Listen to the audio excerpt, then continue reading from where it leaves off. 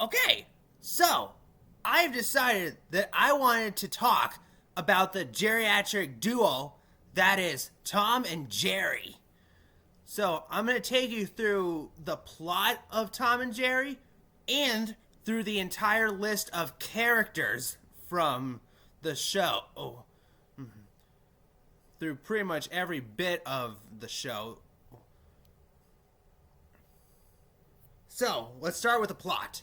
So, the series features comic fights between an iconic set of adversaries, including a house cat named Tom and a house mouse named Jerry. The plots of many shorts are often set in the backdrop of a house, centering on Thomas, who is often enlisted by a human trying to capture Jerry. And the mayhem and destruction that follows. Tom rarely succeeds in catching Jerry, mainly because of Jerry's cleverness, cunning abilities, and luck. However, on several occasions, they have displayed genuine friendship and concern for each other's well-being. At other times, the pair sets aside their rivalry in order to pursue a common goal, such as when a baby escapes the watch of a negligent babysitter, causing Tom and Jerry to pursue the baby and keep it away from danger.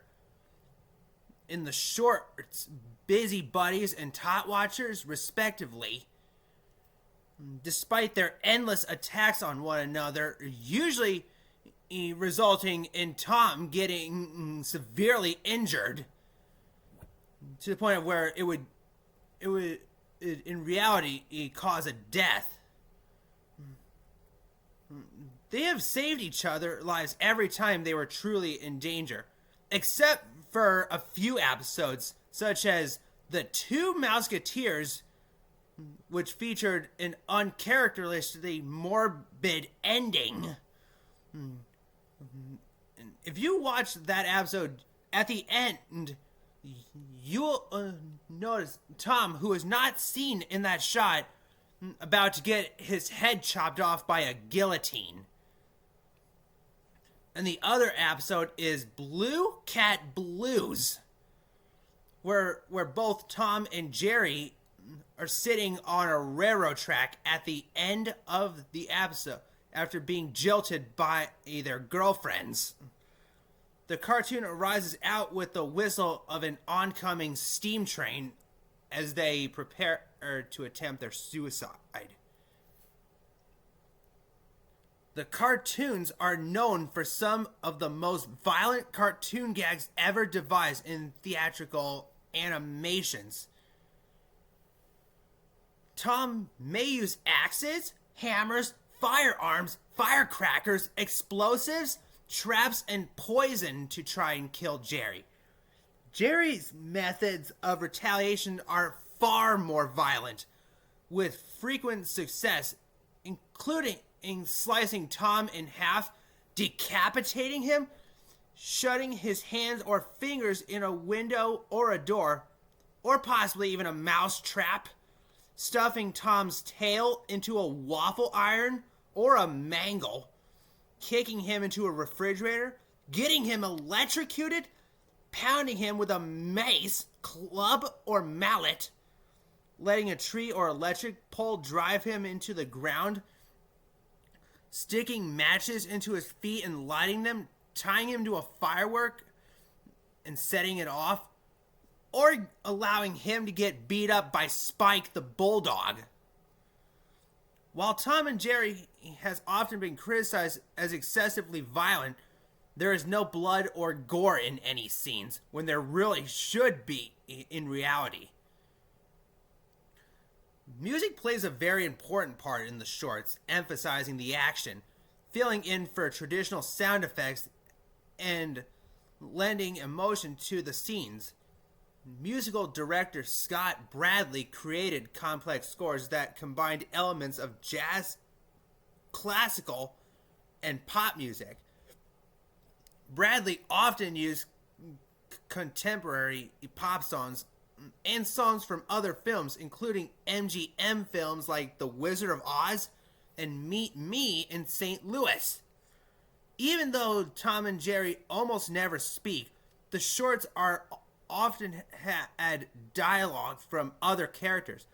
Modern characters are not similarly limited, and the two lead characters speak English on rare occasions. For example, the character Mammy Two Shoes has lines in nearly every cartoon in which she appears. Most of the vocal effects used for Tom and Jerry are their high-pitched laughs and gasping screams. Sometimes you can't go through one single episode without hearing Tom's iconic screams when he gets severely injured by Jerry. Okay, now we're gonna go into the list of characters. So, first we have the geriatric duo Tom and Jerry. Tom, in his debut appearance, is a gray and white domestic short-haired cat. Tom is a generic name for a male cat.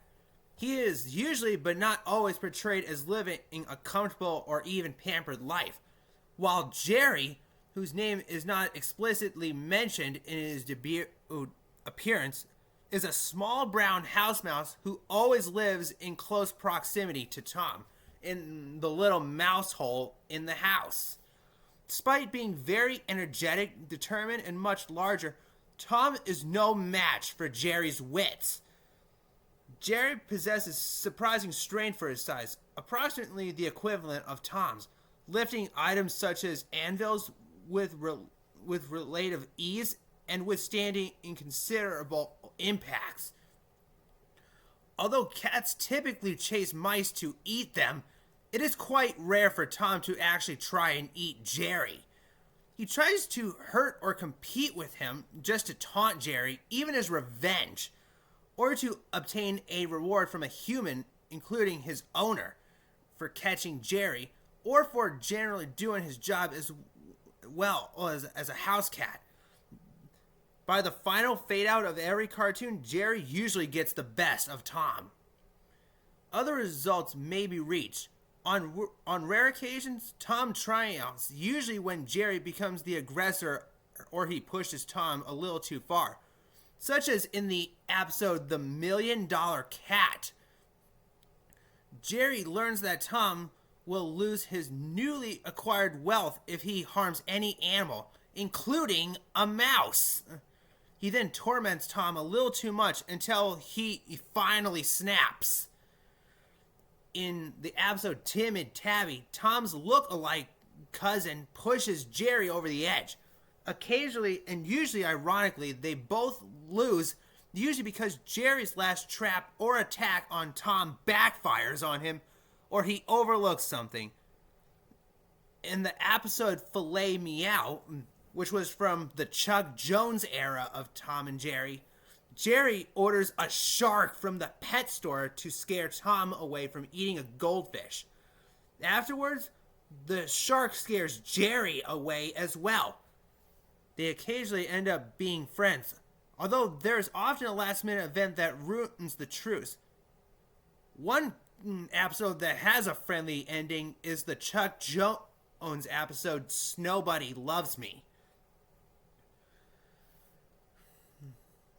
Both characters display sadistic tendencies in that they are equally likely to take pleasure in tormenting each other, although it is often in response to a triggering event. However, when one character appears to truly be in mortal danger from an unplanned situation or due to actions by a third party, the other will develop a conscience and save him. Occasionally, they bond over a mutual sentiment towards an unpleasant experience, and their attacking each other is more played than serious attacks. Multiple shorts shows that the two getting along with minimal difficulty, and they are more than capable of working together when the situation calls for it, usually against a third party who manages to torture and humiliate them both. Sometimes the partnership is forgotten quickly when an unexpected event happens, or one character feels that the other is no longer necessary. This is the case for Pussycat, when they agree that Jerry will allow himself to be caught if Tom agrees to share his reward dinner. But Tom then reneges. Other times, Tom keeps his promise to Jerry, and the partnerships are not quickly dissolved after the problem is solved. Tom changes his love interest many times, and you can see it in plenty of episodes. The first love interest is Toots, who appears in Puss and Toots, or Toots, and calls him Tommy in The Mouse Comes to Dinner. He is interested in a cat named Toots in The Zoot Cat, although she has a different appearance to the original Toots. The most frequent love interest of Tom's is Toodles Galore, who never has any dialogue in the cartoons.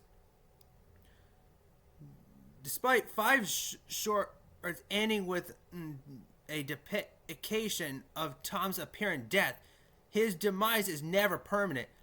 He even reads about his own death in a flashback in Jerry's diary.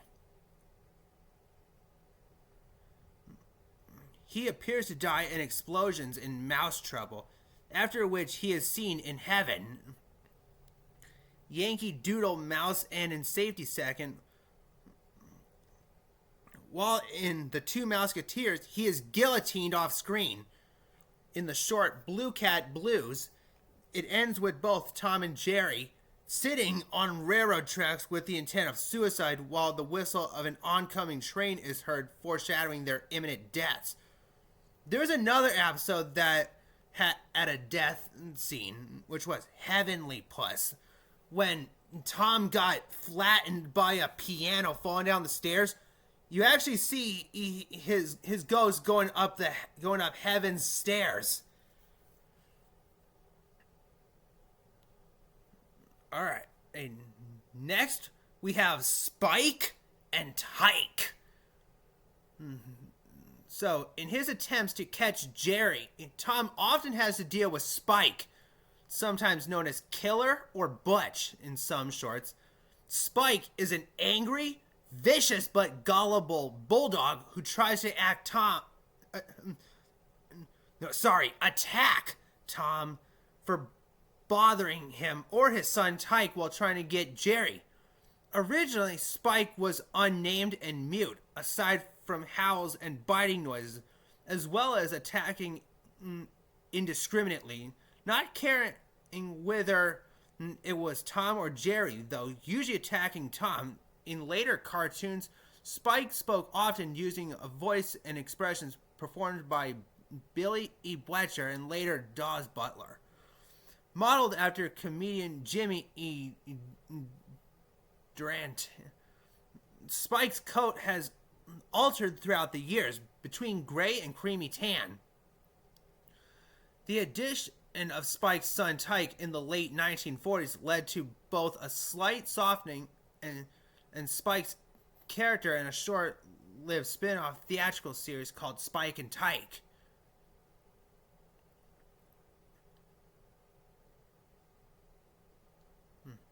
Most cartoons with Spike in them conform to a theme. Usually Spike is trying to accomplish something, such as building a doghouse or sleeping when Tom and Jerry's antics stop him from doing it. Spike then, presumably due to prejudice, singles out Tom as the culprit and threatens him that if he ever does it again, he will do something horrible to him, effectively forcing Tom to take the blame, while Jerry overhears. Afterwards, Jerry usually does anything he can to interrupt whatever Spike is doing, while Tom barely manages to stop him, usually getting injured in the process. Usually, Jerry eventually wrecks whatever Spike is doing in spectacular fashion and leaves Tom to take the blame, forcing him to flee from Spike and inevitably lose. Off screen, Spike does something to Tom, which is usually him beating his ass up. And Tom is generally shown injured or in a bad situation, while Jerry smugly cuddles up to Spike unscathed. Tom sometimes gets irritated with Spike. An example of that is in the episode That's My Pup, when Spike forces Tom to run up a tree every time his son barked, causing Tom to hang tight on a flagpole. At least once, Tom does something that benefits Spike, who promises not to interfere ever again, causing Jerry to frantically leave the house and run into the distance.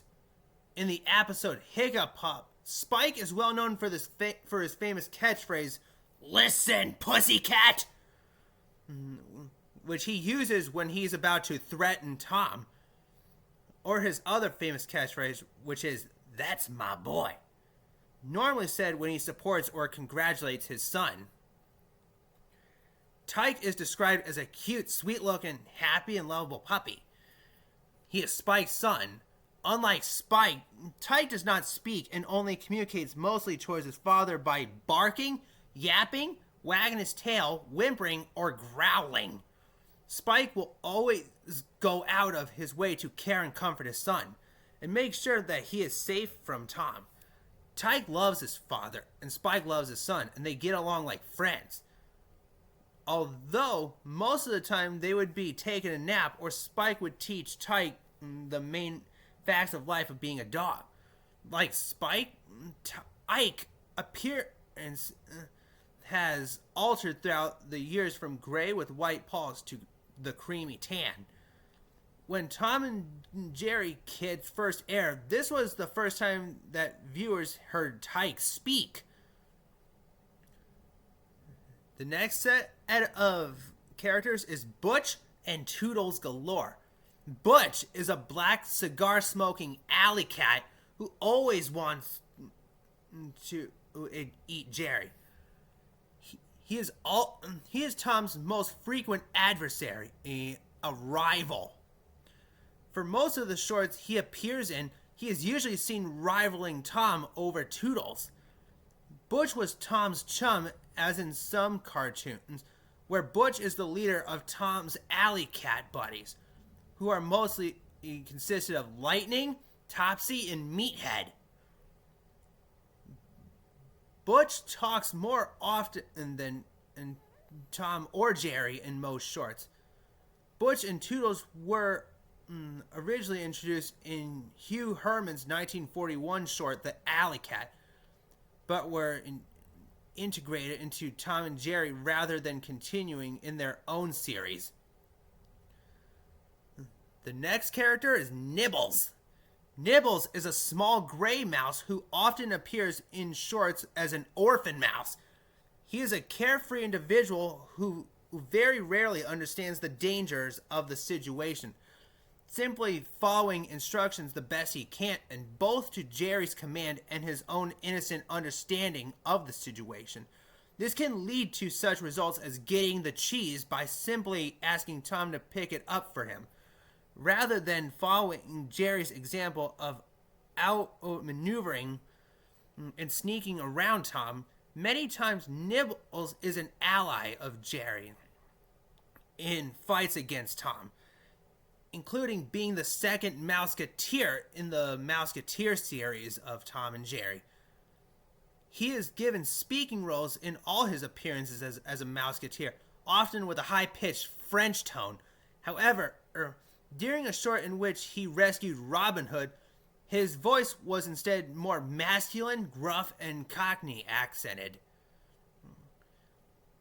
Next we have the housekeeper, Mammy Two Shoes. So the housekeeper, usually seen from the torso down, is a heavy-set, middle-aged black woman who often has to deal with the mayhem generated by the lead characters. She's voiced by a character actress, Lillian Randolph. She's often seen as the owner of Tom and perhaps the homeowner as well. Although you see her from the torso down on most of the time, her face did have one appearance, a quick appearance, you might say, in the episode Saturday Evening Plus. When she was out playing cards, she gets a call about a party at her house. When she hears about that, she took off running down the street, and for one quick second, you get a glimpse of her face.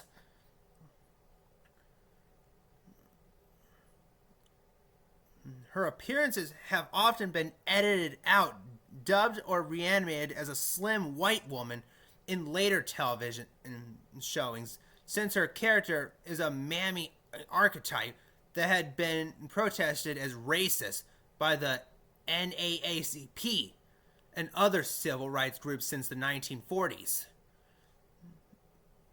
In a 1975 article in Film Comment, she was referred to as Mammy Two Shoes, a moniker that has been inaccurately attributed to the character ever since the name Mammy Two Shoes was on Disney model sheets for a character in a silly symphony cartoon. Though the name was never spoken in the cartoon, a similar housekeeper then appeared in MGM Boxco cartoon by Harmon and Ising. Although without a name, at no time ever was the name used in any Tom and Jerry cartoon. The author of the 1975 article later apologized, but too much time had established the incorrect information, including on the DVD releases of the cartoons, in which the script read by Whoopi Goldberg on the Tom and Jerry Spotlight Collection Volume 2 DVD set, while explaining the importance of African American representation in the cartoon series. However, Stereotype mentioned the incorrect name numerous times. Well, isn't that something? That was all the characters from the show. I should mention that in the Chuck Jones era of Tom and Jerry, they had a different dog to play Spike. This one was a little yellow. It was small, sometimes big, but there was a small version of Spike.